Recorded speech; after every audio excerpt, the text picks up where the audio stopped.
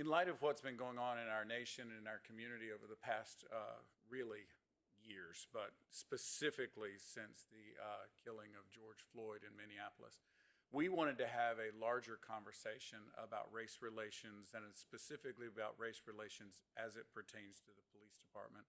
And Sheriff Troy Berry has graciously agreed to join us for this conversation. So over the next quite a long conversation, we're gonna unpack almost all of the questions that were sent to us by folks through our social media platforms. We announced we were going to do this. You sent us questions. We've printed them out, and now we're going to ask them to the sheriff. So stay with us and watch what's going on.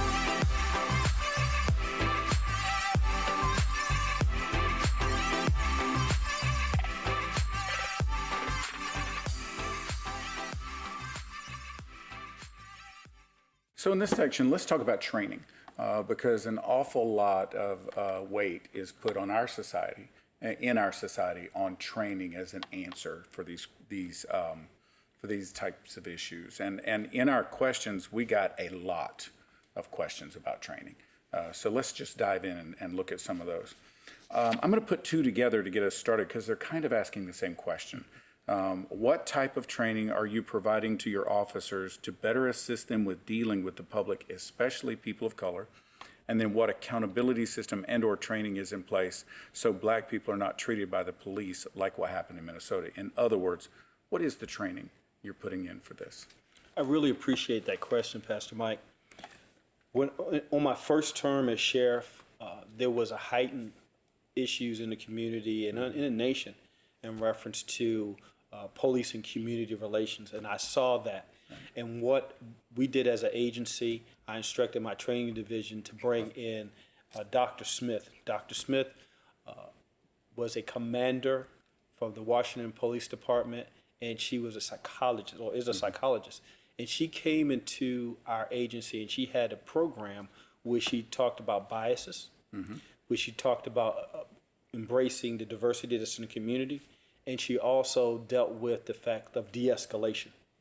So I had my whole staff trained, from my correction staff and my sworn officer staff.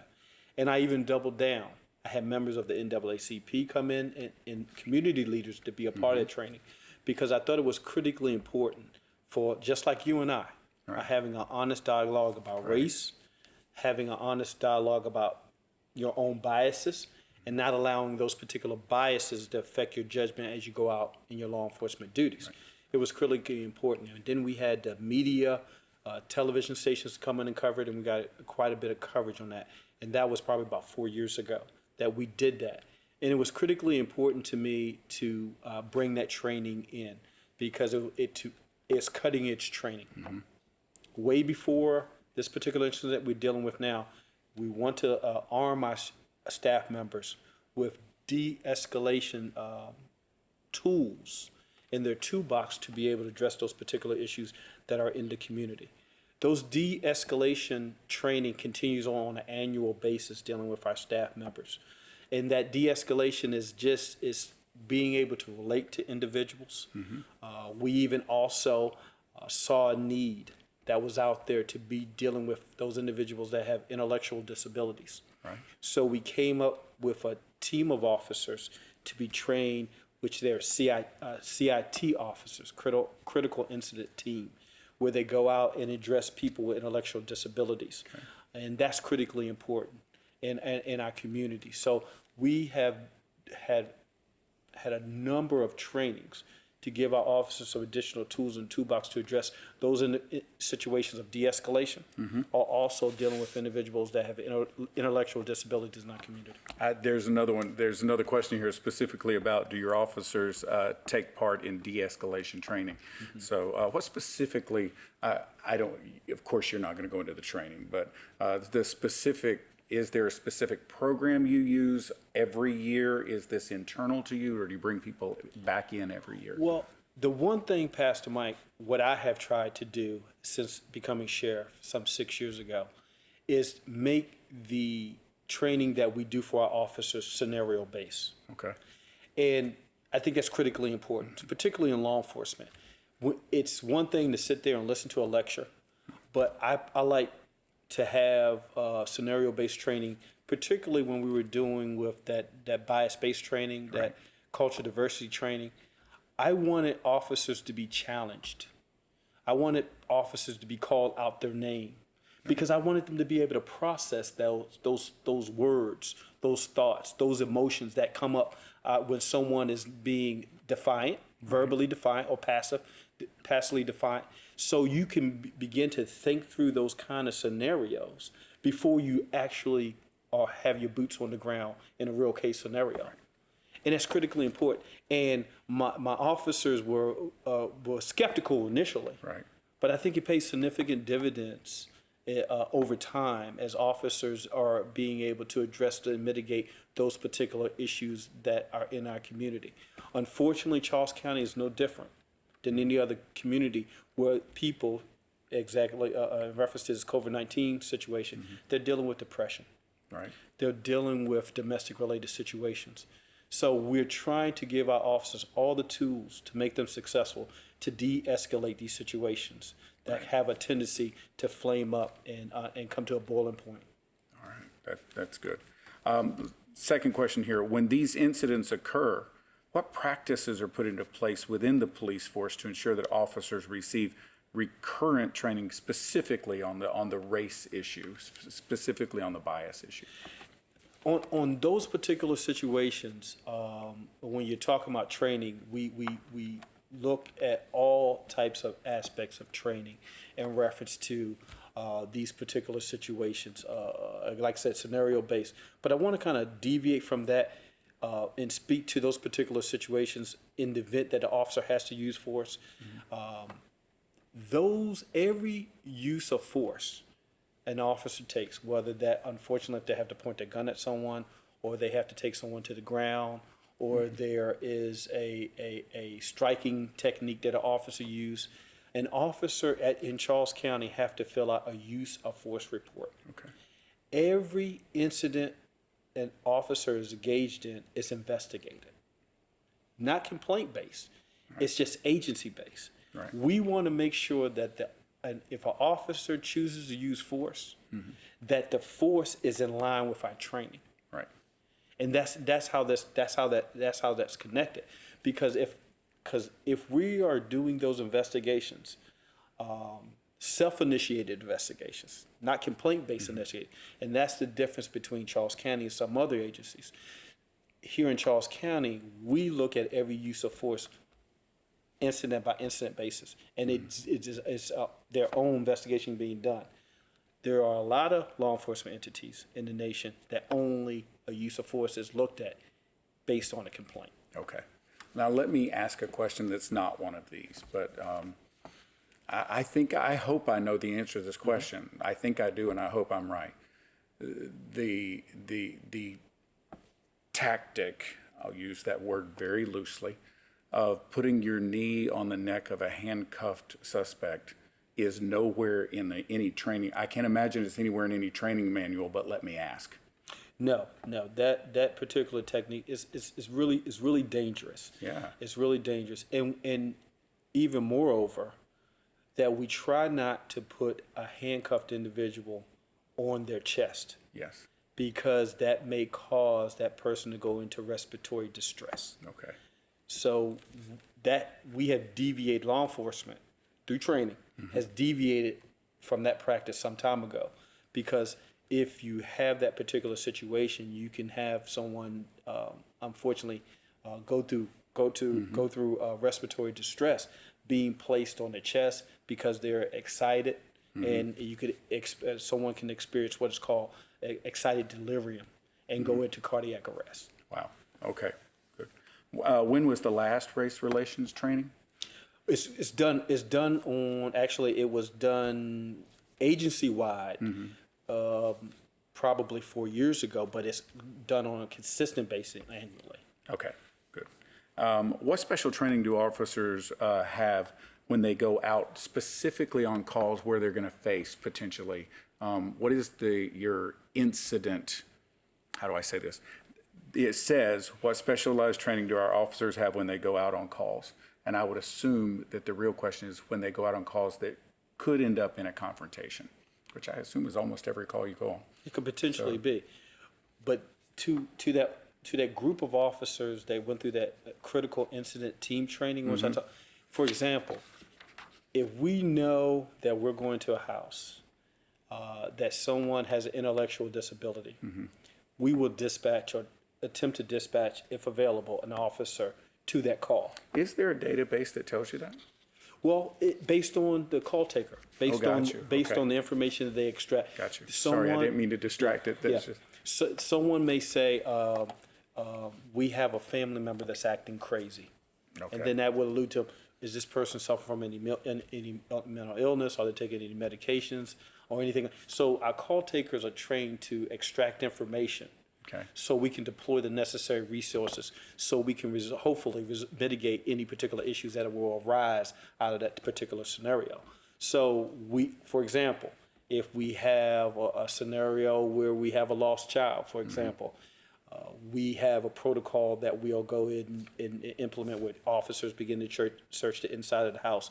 We may deploy our bloodhound to track. So through our call takers, they're extracted information. So there's different protocols for certain incidents that we will respond to with officers with certain skill sets. Oh, okay. All right. What does the training say about whistleblowers? Do police officers feel comfortable reporting on other cops for excessive force? I would say that we in the Charles County Sheriff's Office encourage that. Okay. Majority, and I don't have that percentage in front of me, annually, most of the complaints that we receive within our agency, we're not talking about excessive force now. Right. We're just talking about alleged misconduct in the sheriff's office, will come from a supervisory base, because the supervisor is monitoring the staff member and they're looking at, or it's going to come from internally. So well over 50% of the complaints that we receive from alleged misconduct come from internal complaints. Okay. So obviously the answer is that they do feel comfortable reporting Absolutely. it when they see it. Yeah. Can training take place to help citizens understand exactly what should be done when being engaged by an officer? This should include role playing, they said. But is there a program or a system to help train citizens how to engage with an officer? We have our community-oriented police officers. They could be more than happy to send those officers out to communities, to homeowners associations, to any organization where you can bring young people or any interested parties to have those conversations about what should I do on the traffic stop. Unfortunately, as a result of the COVID-19 situation, we have discontinued all of our meetings and all of those types of trainings because of this particular pandemic that we're in. But yes, we do have our community-oriented police officers that go out and conduct these specific trainings. We get requests for that. But moreover, 4 years ago, as sheriff, I instituted the Charles County Sheriff's Office Citizens Police Academy, where we get adults from the community. They have an opportunity to go through 11-week training with the Charles County Sheriff's Office. You would just commit to a Wednesday night a week from late September to the end of November. And it's for about 2.5 hours every night. And you will get a behind-the-scenes snapshot of everything that we do within the Sheriff's Office. That's from getting an opportunity to be exposed to how we go about deploying tasers, about a K-9, about getting tours of our detention center, going down to our training academy where we have our correctional officers and sworn officers go through the academy and welcome. You get a tour of our courthouse.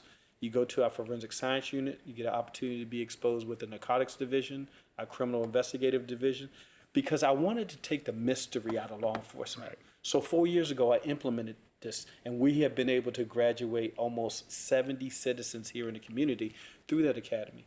And to a person, every one of them said, I didn't know that the Sheriff's Office did this. I didn't know. So what we have done is created positive ambassadors for Charles County Sheriff's Office and law enforcement in general, because there is a lot of misinformation and reference in the community when it comes to law enforcement. Okay, that's awesome. That's awesome. Are potential police candidates and current police officers screened for implicit bias? We talked some about this in the last section. What is the best way to peacefully, here's the question I wanted in this section. What's the best way to peacefully protest while not allowing the seriousness of the matter to be diminished? People are dying, and we need a solution. So what is the best way to peacefully protest but still get significant attention? I think it's being done here in Charles County right now. We having segments of our community, diverse sections of our community coming together and wanting more transparency in law enforcement. And they want law enforcement, bad actors, bad officers held accountable in reference to particular issues that happen in the law enforcement community. My thing is to unify, and the key piece of that question is peaceful. Right. Because I believe, and this is just my singular opinion, of what's happening now in reference to these protests and these rallies, I think the message is being lost as a result of the burning and the looting and the destruction. I actually, on the way to our meeting here, heard on the news the brother of George Floyd spoke out at the place where he died. And he said pretty much what you just said. He said the looting and the burning and the destruction is not what we're here for, and it's stealing the message, because this is about George. Absolutely. And what happened to him. So, good. Are body cameras currently being used by Charles County Sheriff Department? No, sir, well, they're not. Unfortunately, this is something that, as a sheriff, I think is very important. As far as having body-worn cameras. For the last 4 years, I have put those items into my budget. And as an elected official, I have to go to other elected officials for approval of budget. And things get cut out of the budget. And unfortunately, we haven't been fully funded for body-worn cameras here in Charles County. But we're working with this local Board of County Commissioners to make that happen. Okay. So the final part of this question was, if not, why not? And you just... funding is the issue. Funding is the issue. We need funding for that. Okay. Again, we're at, do officers wear body cameras? If so, are they required to turn on immediately when officers respond to a call? When we get those, that's a good question. Do these stay on all the time while they're being worn, or are they motion activated? How does that body camera come on and go off? Well, what we did, we upgraded, I just want to kind of go back a little bit. We upgraded our in-car camera systems to a vendor that will be a seamless process to implement body-worn cameras. Okay. So what I did from a budgetary standpoint, we were preparing for that day when it happens, because we wanted to make sure that the servers that we had could hold that particular capacity of data, would be a complement to what we already do with our in-car cameras. And then we would have to work through the process of those cameras being turned on. For example, there is a lot of legalities in reference to types of your cameras being on. Because really in the state of Maryland, if we go into your home, which you have an expectation of privacy, potentially you could say, well, this is my home and I don't want your camera to be on. So we have to work through those particular situations on a legit, working with our legal team in reference to how we go about doing it without violating anybody's rights or expectation of privacy. But in the general public, we would probably work with our staff members and go through the litany of turning the cameras on from incident from beginning to end. That sparks a question for me. So in the state of Maryland, since you have to have permission to videotape someone, if an officer Video and audio. Okay, that's true. That's true. If an officer did have a body camera on, entered a home to deal with a situation, could that person then have that evidence removed because they didn't get permission for that camera? Is Maryland dealing with that? And that's something that we have to work through the legislatures with. Okay. See, it's not, and a lot of times people don't understand, it's not just simply putting a body-worn camera on it, on a person. It's working through those, and other agencies have worked through those particular situations, but you have to make sure that you're on a solid legal footing, because in your home, you have an expectation of privacy. Right. Yeah. You can't bring a video camera in my home and videotape it. Exactly. But I guess that's what you're doing if you're wearing a body. I've never thought about it. Yeah, and those are the nuances, and that's what. But the law allows us to do those types of situations on a traffic stop because you're in the general public, there's no Right. expectation of privacy. Right. So we have to have those particular conversations when we go about implementing it and make sure that we're respectful of people's rights. Right. I think that these next few questions, I'm going to put in the next section. The next section is going to be all about Charles County specific, some questions about Charles County specifically and Charles County Sheriff's Department specifically. And I think I'm going to put the next 3 questions in that section. So let's take a break now, and we'll deal with the next section on Charles County Sheriff's Office specific questions that came from our folks.